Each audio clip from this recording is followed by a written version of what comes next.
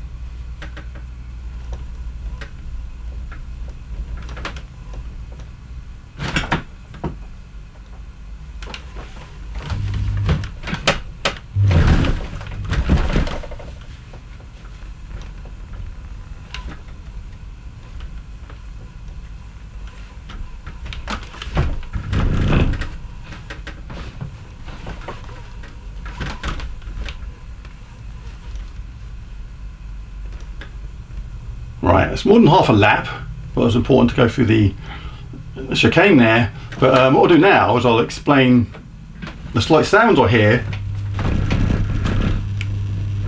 Like there, you could hear a buzzing from the T598 as I went through that corner then.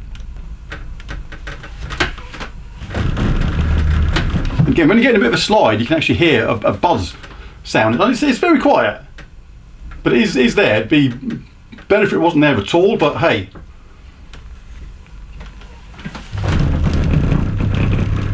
Again, that big vibration is coming from my cockpit.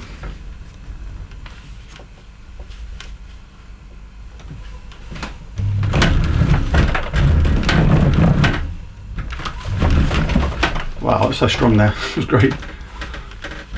But yeah, you can, when there's strong force feedback moments, you can actually feel, hear that slight buzz.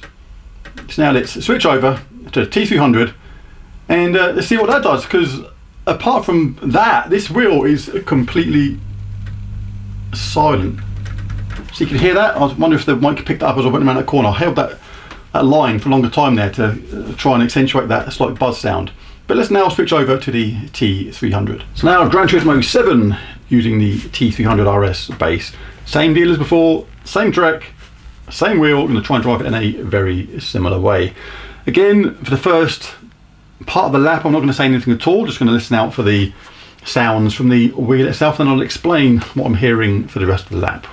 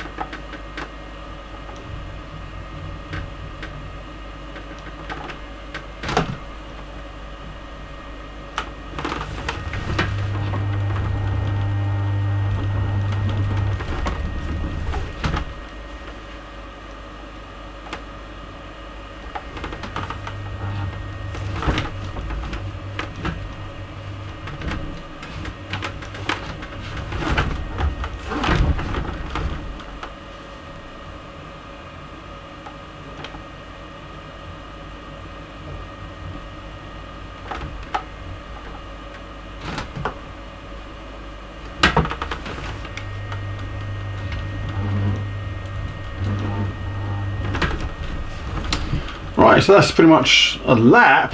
Now I'm going to explain what I'm hearing and feeling a little bit. I don't want this to go into a T300 versus a T598. That's in a different video. This is about the sound, and if the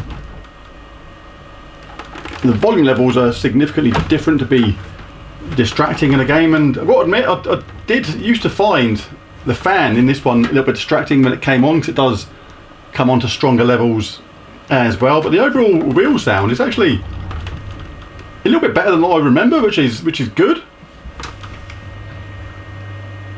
You do get a little bit of that same sort of electrical buzzing sound sort of thing when you're holding a tight corner or a long corner with this wheel. It's just a strange sort of humming sort of sound as you go around the corner. It's always been there though, but it's not too much of a distraction. But it is there. And you'll probably notice that my cockpit isn't making as much sound either, because the vibrations and force feedback sensations are nowhere near as strong in this wheel. I mean, if I deliberately have a crash, I can actually overwhelm the force feedback quite easily. If I go into that like that, I can actually overwhelm the strength of the wheel quite easily if I was fighting the opposite way kind of thing. It's still pretty good. Well, so overall with this wheel there are 3 different sounds which are kind of distracting from the racing experience. Any sound you get from the race wheel is going to kind of subliminally remind you you're playing a game. Like when you're racing along and suddenly that fan kicks on after a lap or so, it's a kind of a audible reminder you're not in a real real car, you're actually playing a game.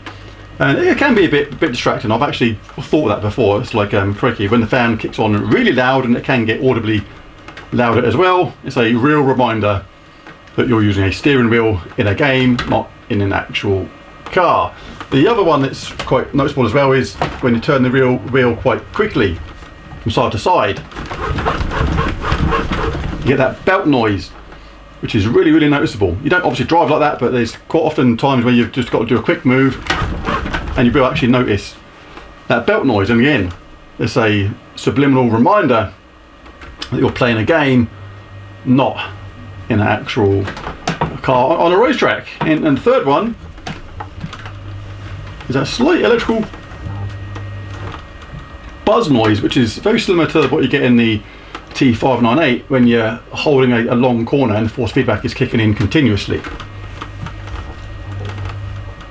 It's not as noticeable on this because the wheel's not as strong. It's actually a little bit more audible, I think, on the T598.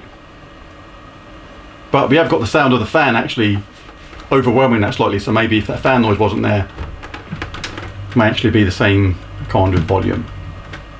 Right, over to F1 2024. Now you will hear a lot more sound from my cockpit during this. The force feedback on this game is absolutely awesome, and the T598 really does a fantastic job of showing every single sort of bump in the road kind of thing. But it does actually make my whole cockpit shake and vibrate a bit, which actually adds to the realism of the game. So it's going to be a little bit harder on this one, I think, to actually differentiate from cockpit sounds to actually wheel sound. But let's take it out there for a lap. Then we'll switch over to the T300. That's the gear jolt you can hear there.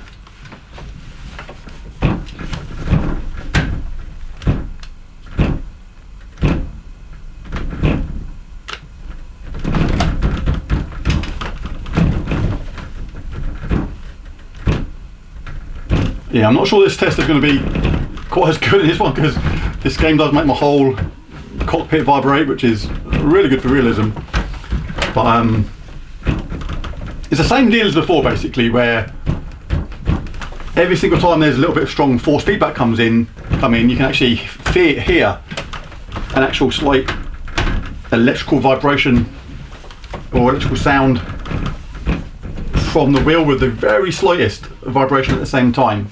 It's now F1 2024 using the T300RS. Same track, same wheel, same conditions as before. Same as before, I'm going to do the first lap or so, saying nothing, just letting you hear the sounds from the wheel itself, and then I'll give a little bit of commentary after that. So let's dive in, and similarly before, you will actually hear some sound coming from the cockpit, creaks and groans, but not as strong as before, not as loud as before, because this wheelbase is not as strong. But let's go.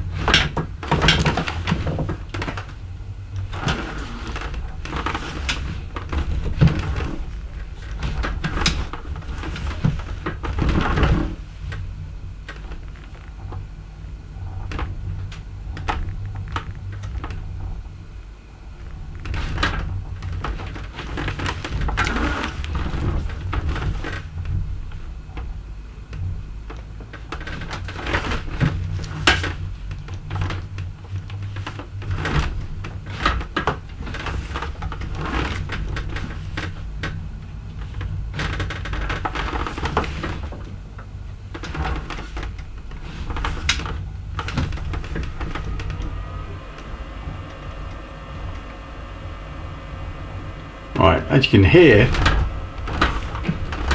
the fan noise has started kicking after just one lap. This is still a very good condition T300RS. It's the V2 version. It's in a non-smoking, non-pet environment. Look after my things. I'm not using it. It has a cover over it so no unwanted dust gets in there, things like that. But when the fan's not on, it was actually a bit quieter than I remember, which is good.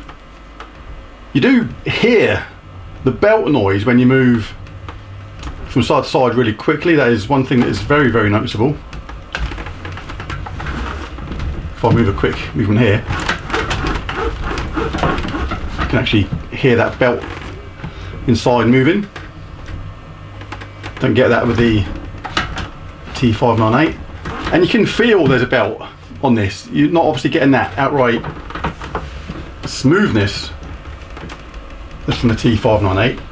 So hopefully that gives you an idea of the different comparative sound volumes you get from each wheelbase itself. The actual fan on this is still actually going off now. It will take a minute or two to probably cool itself off and turn off. And it is a bit distracting. The wheel itself, how good it is compared to the T598 is another video, because I was actually surprised by a couple of things, one way or the other. But there it is, there's a video. If you enjoyed it, it'd be really cool if you bash that like and subscribe button. It really does help. But most of all, thanks for watching. I'll catch you again in the next one. Bye for now.